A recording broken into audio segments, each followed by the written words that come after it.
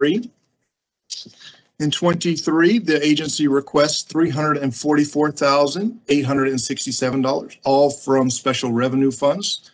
This is an increase of $4,065 or 1.2% above the 2022 request.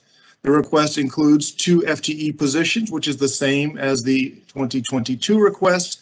And on the bottom right of the page, you will see the governor concurs with the agency's FY 2023 request. After this, I would like to please point out on page 15, you'll have a fee fund analysis or a fee fund analysis.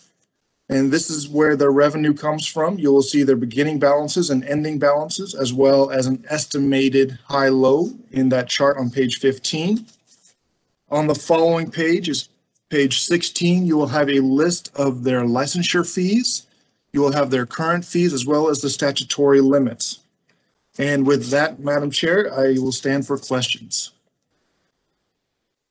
Thank you, Martin. I might turn to my vice chair if we have guidance here on if there's any questions. Okay. Thank you. Yes, thank you, Senator. All right. Thank you, Martin. I see that maybe Sally Pritchard is on, the executive director, and knowing that we're short of time, I'd just like to ask if she has any different information than and agrees with the governor's budget. Sally on. She may be on the phone line. I'm not sure if you're able to check the phone line. Okay. I do not see her on. Okay. All right. So is there anyone else that'd like to speak to this budget? Seeing none. See, I see Senator Erickson. Oh, there, I couldn't see with her mark. Thank you, Madam Chair. Just a very quick question on page 12 under contractual services. I see something called OITS fees or OTIS fees or something like that, building rent and travel expenses. Can you tell me what those fees are for the newbie? Thank you. Thank you, Madam Chair. Yes, Madam Chair. OITS is the Offices of Information Technology Services. So these are fees that are charged by that office to the agencies. Building rent is a contractual rent that the agency has. And within their contract, it is projected to increase for that time. And travel expenses are expenses related to agency needing to travel anywhere within the state to conduct their business. So that could include anywhere from gasoline to mileage expenses, things like that. Thank you. Senator Francisco. Thank you, Madam Chair. I do see that the agency is taking in less revenue than the expenses, and that in FY 2024, if there's not a change in those fees, they may not be able to cover their expenses. So I would be interested if the director could answer that for the committee in writing to the committee if she's not here today. Okay, thank you, Senator. And then perhaps that's something Senator McGinn can take to Ways and Means after we get that response. So if they, Martin, if you have the request or heard the request, could you make sure that's provided to the Ways and Means Committee, and particularly Senator Erickson and myself? So just to clarify, the request is relating to the ending balances decline over the few years, and if the projection going out past 23, if they will end up at a zero balance, hypothetically. Senator Francisco. Yes, just a concern that there's not an equivalence between the money that's coming in and the expenditure. So we'll get that response from Sally Pritchard. Any other questions on this item? In the interest of time, there aren't any other questions and no one else would like to speak. If the committee is agreeable, then I think that we should go ahead and deliberate on this item and move to the next one. Okay. So that we don't find ourselves where we don't have any of them done. So excellent idea. I would make a motion to approve the budget for the Real Estate Appraisal Board. Senator McGinn has the motion. Senator Erickson seconds. All those in favor say aye. All those opposed, no. All right, motion carried. Martin, you're up next again on the Real Estate Commission. Would you like to tackle that one with us? Definitely. And I do believe that Eric Weisner, the director of the agency, is with us on WebEx. Similar on the first page for the Real Estate Commission. First page, you have a general overview of the budget. The second page, you'll have an overview of the agency and what it does. So the mission for the agency is to protect the public interest in the selling, purchasing, and leasing of real estate and develop responsive policies and procedures which are customer service focused and not unduly burdensome to regulated real estate licensees. It does so in three ways: through licensing, education, and compliance. Following that, you'll have a historical reference over the past 10 years, followed by a budget summary. On page 5 are the performance measures, which were identified by the agency and the governor's office. The following pages are, again, a budget trend as well as an overview. So on page 9, I will start with the fiscal year 2021 revised estimate. So the agency estimates revised expenditures of $1.3 million, all from special revenue funds. This is a decrease of $11,894 or 0.9% below the amount approved by the 2020 legislature. This decrease is primarily attributable to changes in the OITS rates based on budget indices and a reduction in job-related training. The revised estimate includes 11.7 FTE positions, which is a decrease of 0.1 below the number approved by the 2020 legislature. Please turn the page. On page 10, bottom right, you will see the governor's recommendation, and the governor concurs with the agency's revised estimate in 2021. Following that, on page 11, the agency requests an FY 2022 estimate operating expenditures of $1.3 million, all from special revenue funds. This is an increase of $8,661 or 0.7% above the FY21 estimate. This increase is due to increased contributions to CAPERS and group health insurance. The request includes 11.7 FTE positions, which is the same number as the FY 2021 revised estimate. On the following page, on page 12, on the bottom right, the governor concurs with the agency's FY 2022 request. On the following page, page 13, the agency requests operating expenditures of $1.3 million, all from special revenue funds for fiscal year 2023. This is an increase of $10,950 or 0.8% above the 2022 request. The increase is due to employer contributions and to employee benefits. The increase is offset by decreased expenditures for the agency's contributions to Medicaid.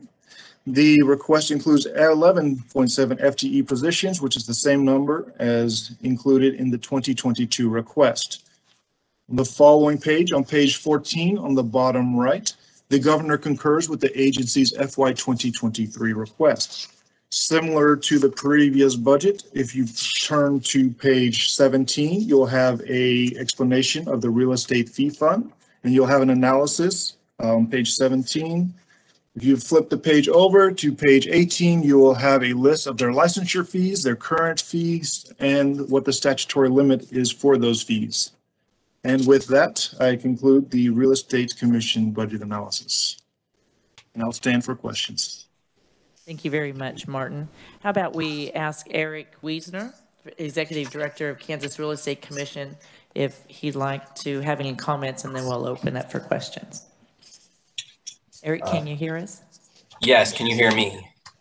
Yes, we can. All right, great. Good morning. Thank you, Madam Chairwoman. My name is Eric Weisner. I'm the Executive Director of the Kansas Real Estate Commission. I don't have any formal testimony. I think Martin did a good job of going over our budget.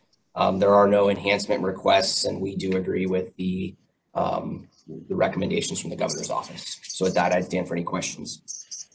Thank you, Eric. Are there questions from the committee for Eric or for Martin? Oh, I saw Senator Warren's hand first, Senator Francisco. So Senator Warren.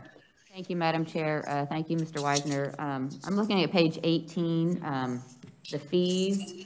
Have we been pretty good in Kansas about keeping those fees low, and or when was the last time we've raised those? And are we, do you know if we're competitive for other states at keeping our fees low? Thank you for the question, Senator Warren. With respect to comparison to other states, we're pretty close. We're probably in the middle to lower end of fees compared to some other states. I will tell you one of the things where I guess we're a little different is a lot of states have various fees for changing your name and requesting history and things like that. We've automated that process in Kansas so that you can do all those requests online. So several years ago, 2018, we eliminated those fees. So if you look across the board, some of those states, I know Missouri has $15, $25, $30 fees for those things where we don't have a fee at all. So I think we're very competitive in that respect. Good, great. I'm glad to hear that. Thanks for the information. Senator Francisco. Thank you, Madam Chair. I would acknowledge that the same thing is happening to the Real Estate Commission, happened to the Appraisal Board. But in this case, I just wanted to say I'm not concerned about the change because it's much less of a percentage that's being reduced, and the commission has some ability within the statutory limit to adjust fees probably 15 years from now. So I appreciate that. Senator Francisco, if I may add something too, these numbers were from basically August of 2020. I can tell you our revenues in fiscal year 21 are frankly outpacing our estimates. The real estate industry is, with respect to people applying for licenses, is booming at the moment. I don't know if that will last, but we've had a pretty dramatic increase in applications compared to what we've estimated. So I just wanted to point that out. Senator Thompson. Thank you, Madam Chair. I noticed in the last budget and in this one that in the capers section, the governor, recommends a reamortization of capers, but that's not what we're doing right now. And does this budget reflect a reamortization or reflect the current situation? Just curious. I would probably refer that to the fiscal analyst, since it's kind of an overarching thing. It's my understanding it does not reflect the amortization. Martin, would you like to weigh in on that? And I do not know the answer to that one, but I can definitely follow up and get that answer to you. Okay, thank you. Thanks, Madam Chair. Thank you. All right, Senator McGinn.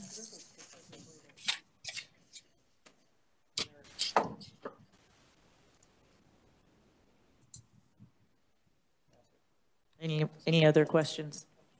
All right, I'll recognize Senator McGinn. Thank you, Madam Chair. If the committee is in agreement with this budget, I would go ahead and make a motion to concur with the governor's recommendations. So Senator McGinn makes a motion, Senator Francisco seconds. All those in favor say aye. All those opposed, no. All right, motion passes. All right, we're moving on to our next group. This is Elena Rudder, who will be giving us a budget overview from research. Good morning, Elena. Good morning, Madam Chair, and thank you for having me this morning. I'm going to start with the Board of Cosmetology, if that's okay with you. Yes. Okay. So the Board of Cosmetology, also present in the room is the Executive Director for the Board of Cosmetology, Laura Glockner, and she'll be available to provide information and answer questions after my presentation as well. Since Martin gave you a pretty good overview of what is in the budget analysis. I'm just going to skip right ahead to page 9 and start in with the fiscal year 2021 overview. In fiscal year 2021, on page 9, the agency requests a revised estimate of $1.2 million, all from the Board of Cosmetology Fee Fund. This is an all funds decrease of $13,325 or 1.1% below the amount that was approved by the 2020 legislature for fiscal year 2021. And the decrease is primarily in contractual services for computer programming and travel, and also in salary and wages. And the agency requests funding for 14 FTE positions for fiscal year 2021. And that is also the same as the number approved by the 2020 legislature. On the following page, page 10, in the middle right of the page is the governor's recommendation, and the governor concurs with the agency's fiscal year 2021 revised estimate. Moving on to fiscal year 2022, on page 11, the agency requests fiscal year 2022 operating expenditures of $1.2 million, all from the Board of Cosmetology Fee Fund. And this is an all funds increase of $10,564 or 0.9% above the agency's 2021 revised estimate. And the increase is primarily attributable to salary and wages for the agency's contributions to retirement and group health insurance, and in contractual services for rent and the monumental building surcharge. The agency also requests funding for 14 FTE positions, which is the same as the number in their 2021 revised estimate. On the next page, page 12, is the governor's recommendation, and the governor again concurs with the agency's fiscal year 2022 request. On page 13 is fiscal year 2023, and the agency requests operating expenditures of $1.2 million, all from the Board of Cosmetology Fee Fund. And this is an all funds increase of $6,859 or 0.6% above the fiscal year 2022 request. And the increase is primarily due to salary and wage increases for fringe benefits, including retirement contributions, and also contractual services for communications services. And the agency again requests 14 FTE positions for fiscal year 2023, and that is the same number as fiscal year 2022. On the following page, page 14, is the governor's recommendation, and the governor concurs with the agency's fiscal year 2023 request. And then the following pages of the budget analysis Martin also went over. So on page 16 is a fee fund analysis, and the Board of Cosmetology is a fee funded agency. And then there's an overview of their balance and the high and lows. And then the following pages, there's information about the licensure fees for all of the cosmetology professions. And then just some more detail about category of expenditure breakdown for fiscal year 2022. And with that, that concludes my budget presentation, and I'd be happy to answer questions when appropriate. Thank you, Elena. That's recognized Laura Glockner, the Executive Director. If the committee has questions for Laura, welcome to the committee, Laura. And you don't have to read your testimony to us, but if you would like to paraphrase, if you have a few comments due to time restrictions, and then our committee can ask questions to Elena or to you, Laura. Welcome to the committee.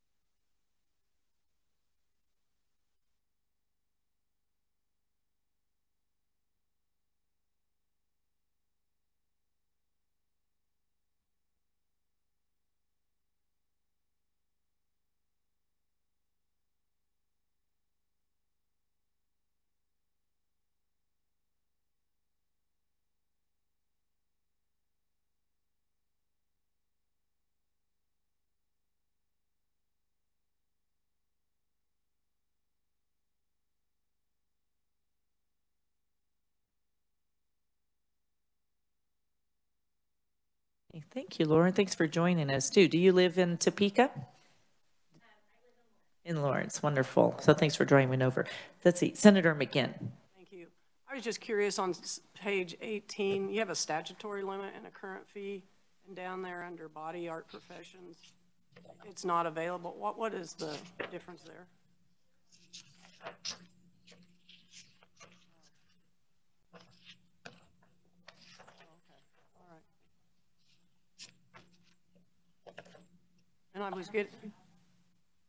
And I was getting a haircut a couple months ago and got to see one of your inspectors come in, and so it was very exciting to me to get to watch that. All right, thank you. Senator Francisco. Thank you, Madam Chair, and thank you for being here. When we look at your agency estimates for revenue, do you see the same number of individuals participating? Have you seen any change?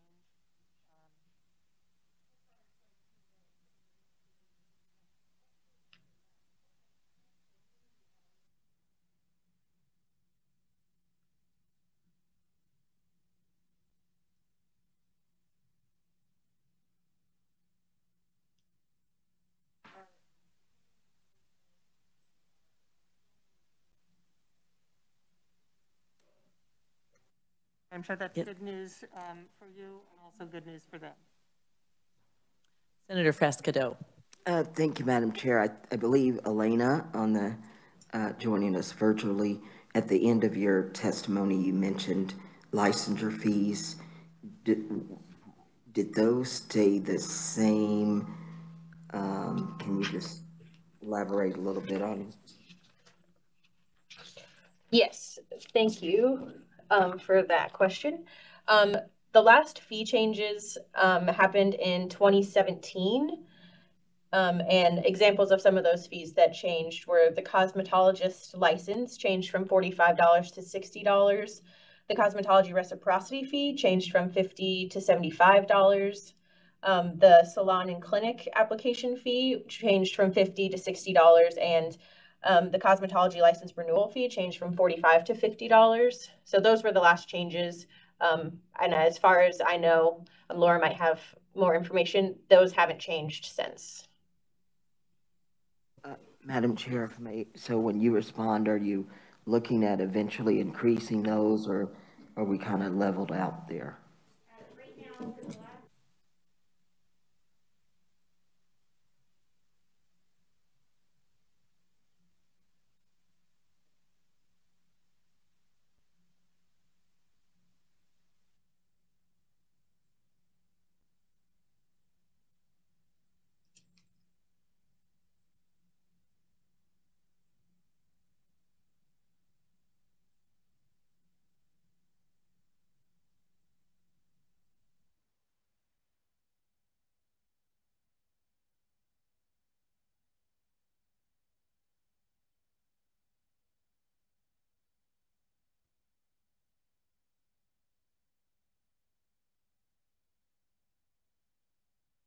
To come back and try to get another bill changed for that.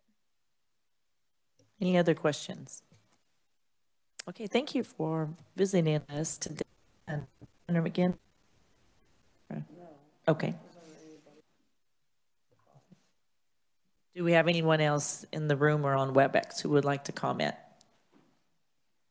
Okay, Senator Francisco.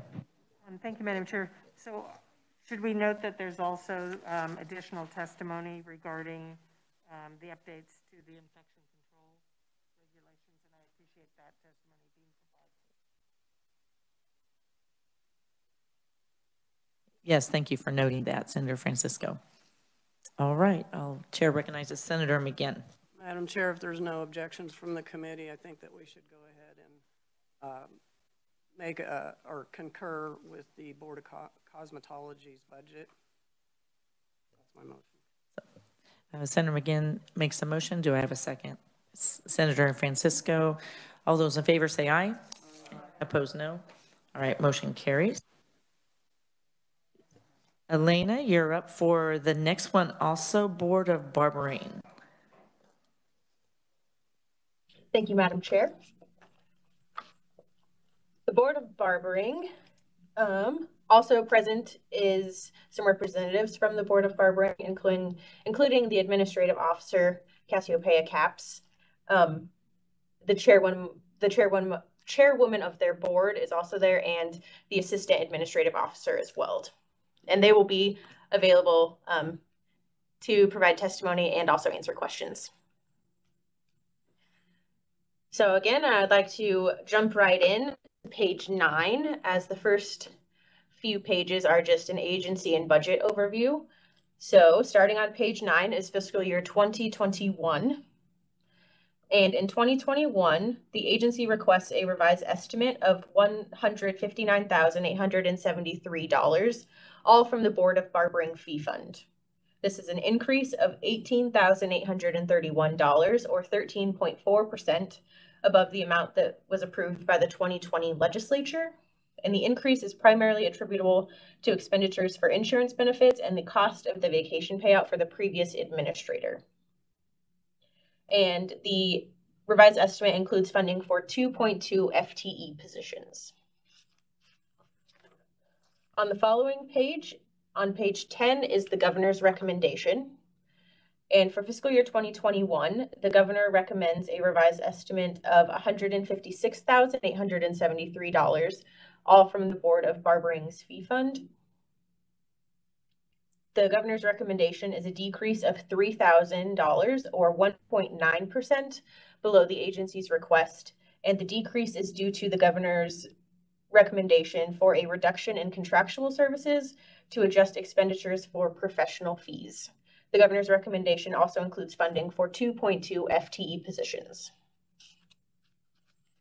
Moving on to fiscal year 2022, on page 11, the agency requests operating expenditures of $164,683, all from the Board of Barbering Fee Fund, and this is an all funds increase of $4,810, or 3%, above the agency's fiscal year 2021 revised estimate. The increase is primarily attributable to expenditures for attorney's fees, and the agency request includes funding for 2.2 FTE positions, which is the same number included in the 2021 revised estimate.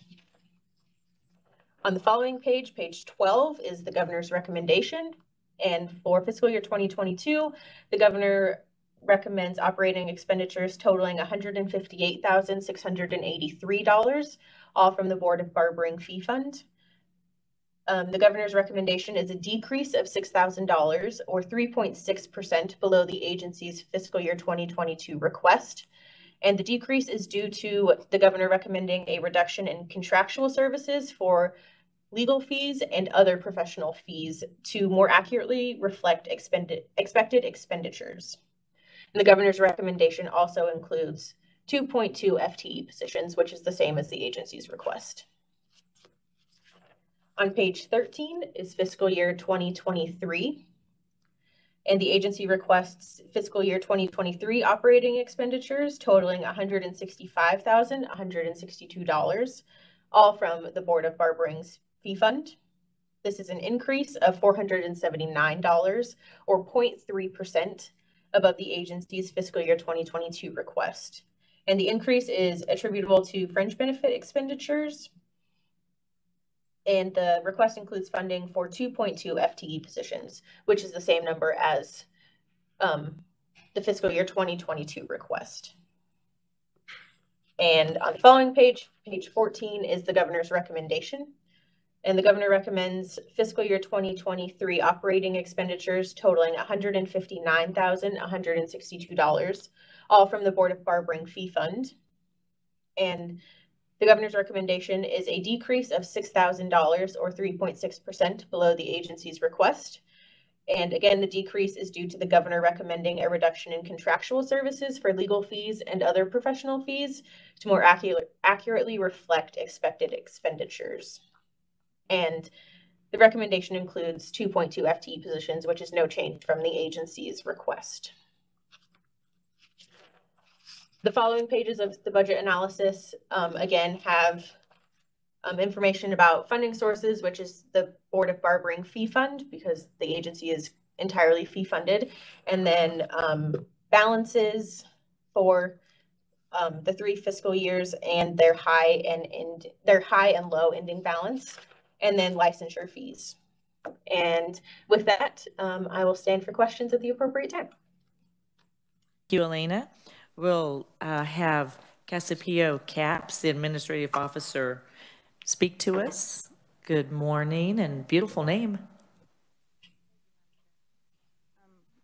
My name is Cassiopeia Caps. I am the administrative officer for the Board of Barbering. Elena did a very good job representing our information, and we do concur with what the governor suggested. The decrease is what we expected. We had previously thought our AG expenses would have been higher than what they ended up being. So we completely agree with the governor's. But I will gladly stand for any questions y'all may have.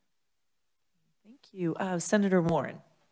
Thank you, Madam Chair. Thank you for your testimony today. I'm curious, we haven't heard in the other budgets, expenditures for attorney's fees. What was that for this last year? The AG's office, they're the ones who represent us. They help us if we design any statutes that we wish to try to update, any bills we want to get across. They help us in regards to making sure our forms are appropriate and just kind of support the agency. Great. I'm glad to hear that. Thank you. Senator Fascado. Thank you, Madam Chair. So Elena, our wonderful person with a wonderful name, regarding the FTEs, so with COVID, and we're doing a lot of things virtually, exactly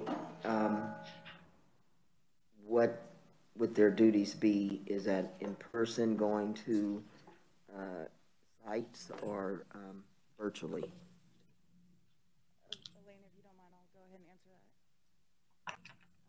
Senator, for the question. We have 3 people in our agency, myself, we have the inspector, who's also the assistant administrative officer, and then we have 1 administrative assistant who helps answer phones and type up licenses. Our inspector goes out and does the inspections for all the shops, make sure everyone adheres to all the sanitation regulations and statutory regulations that are out there, and everyone's up to par. Even with the way COVID has been, we do our best, you know, to try to make sure we keep up with everyone, get licenses out on time, and we try to keep it within a sufficient time frame. Any other questions? Senator Francisco. Thank you, Madam Chair, and thank you for being here. I know that we did adjust the fees recently for the barbering. We have not. The last time our barbering fees have been adjusted was 2007, but I believe in, sorry, one moment. In 2014, we lowered our instructor fees. You may have requested for an increase in fees that the legislature did not. We had a bill out last year to increase, not to increase the fees, but to increase the caps for the fees, to where later on, if we did decide to increase fees, we could, because right now our fees are all capped. So I appreciate that. I also note that in your case, the ending balance is increasing. Are there some expenditures that you see? I know especially a small agency and an agency that's very limited in your budget would have to save up if you wanted to get new software or make those expenditures. Are there some expenditures you're saving up for with your increase in ending balance? There are in our testimony, as well as within the budget narrative, it does mention that we're trying to work more closely with OITS to update the hardware and software in our facility or in our agency. That way we can just kind of stay up to par, because I know a big importance, especially now with so much remote work going on, is that IT cybersecurity, and we really want to make sure we continue to adhere to as much of that as we can. Any other questions for our conferees? All right. Well, thank you for being with us, and we did notice this was our first budget today that you had a disagreement, but I'm glad you could explain that you accept that, and that makes us feel good too. So, Chair recognizes Senator McGinn. If there's no objections from the committee, I think we should deliberate, and I make a motion to approve the Board of Barbering. Senator McGinn makes a motion. Senator Othletha Fascado, seconds. All those in favor say aye. All those opposed, no. Motion carries. Committee, we are working right along. We have one left. This is the Kansas Dental Board, and we have our budget overview by researcher Megan Leopold. Good morning, Megan. Good morning. Thank you. Can you hear me okay? No, not very good. Not yet. Can you try again?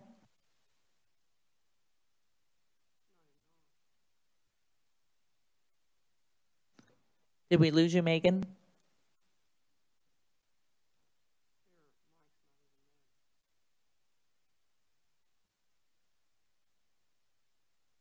Okay, how's that? There you are. Can you hear me? Welcome to the committee, Megan. Thank you. I'm sorry about that.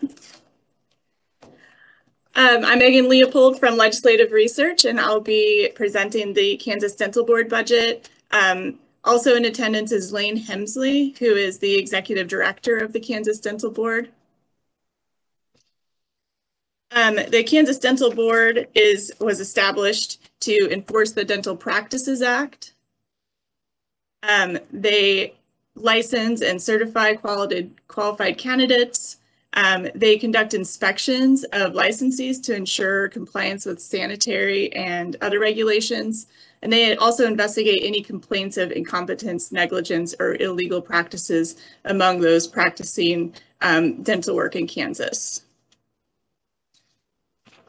If you'll turn in your budget analysis to page 3,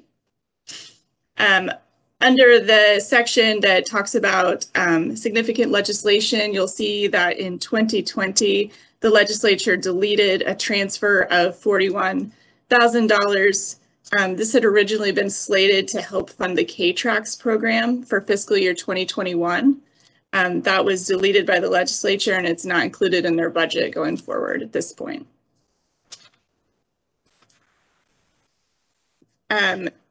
Moving up to page 5, you'll see the agency's performance measures.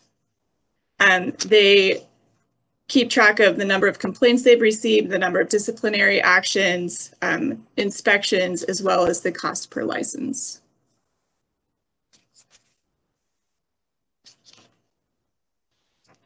All right, moving forward to page 9. You'll see the agency's fiscal year 21 budget. This is their 21 revised estimate. The agency has no allotments, no supplementals, and no enhancements for these 3 budget years. In fiscal year 21, the agency requests approximately $426,000. That's all from special revenue funds. It's the Dental Board Fee Fund. This is the same amount that was approved by the 2020 legislature. It also includes 3 full-time employees, which was also the same amount as it is approved by the 2020 legislature. The governor did concur the agency's revised estimate for fiscal year 21. Moving to the next page, on page 10, you'll see that the agency requested $418,000, again, all from special revenue funds for operating expenditures in 22. This was a decrease of $7,314 or 1.7%. That was below their 21 revised estimate. The decrease is largely due to some, they have created an online license system that has helped them to cut down on some of their contractual expenditures associated with licensing. This agency also, the budget also includes 3 full-time employees, which is the same as they requested in 21. And again, the governor concurred with the agency's budget and full-time employees. Moving on to fiscal year 23. In fiscal year 23, the agency requested $417,000, and again, all from special revenue funds. This is an all funds decrease of $1,500 or 0.4% below the agency's fiscal year 22 request.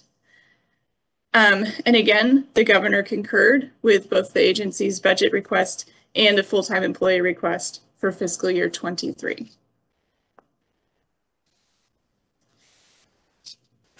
Moving forward to page 17, you can see a table of the fee fund for the dental board fee fund, which is what funds all of the agency's operations.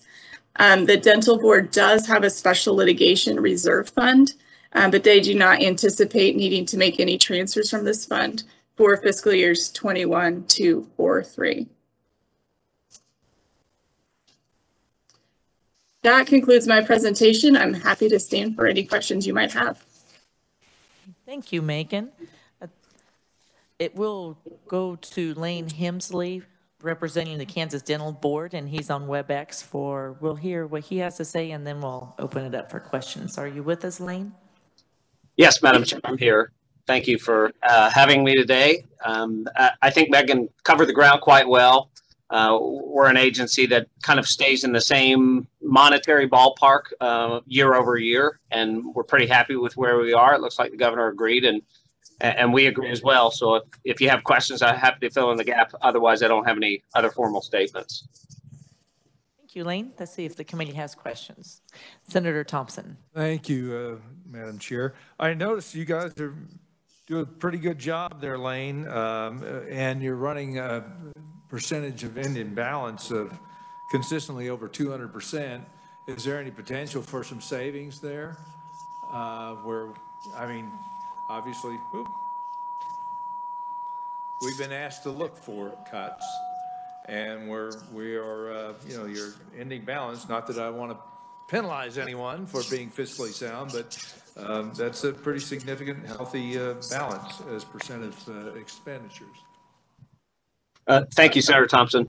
Yeah, so a few years ago, we performed a cost budget analysis. And I say a few years ago, it's probably been about 5 years ago now, where we dropped licensing fees for both dentists and dental hygienists by $25 for the dentist. Then we brought the hygienist down as well. So we wanted a comparable march downward to see if we could level some of those off. We anticipate performing another analysis based on our current, you know, bank account, our fee fund balance, basically to determine whether those renewal fees would drop any lower.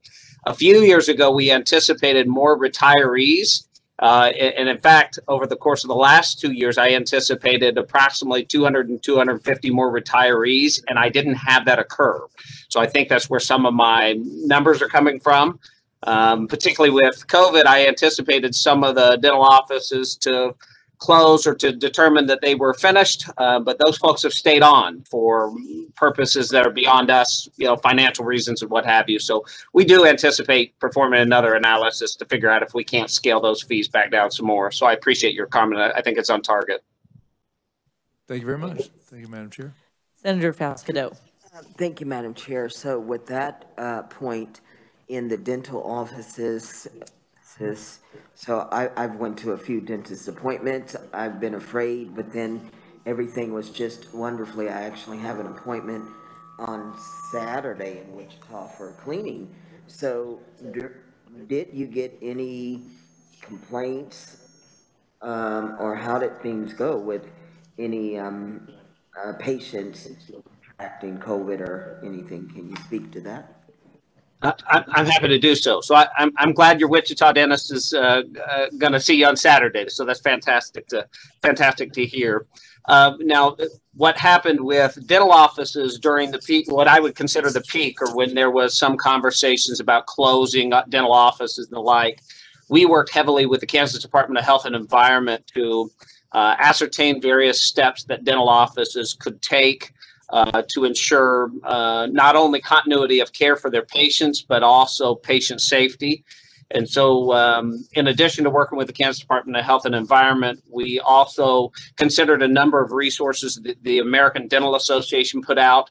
And we actually adopted as a board, the American Dental Association's toolkit for stabilizing dental offices and also ensuring that patient safety. So it certainly required a number of different steps for the dental offices to take, not only from sanitation, but from acquiring additional equipment.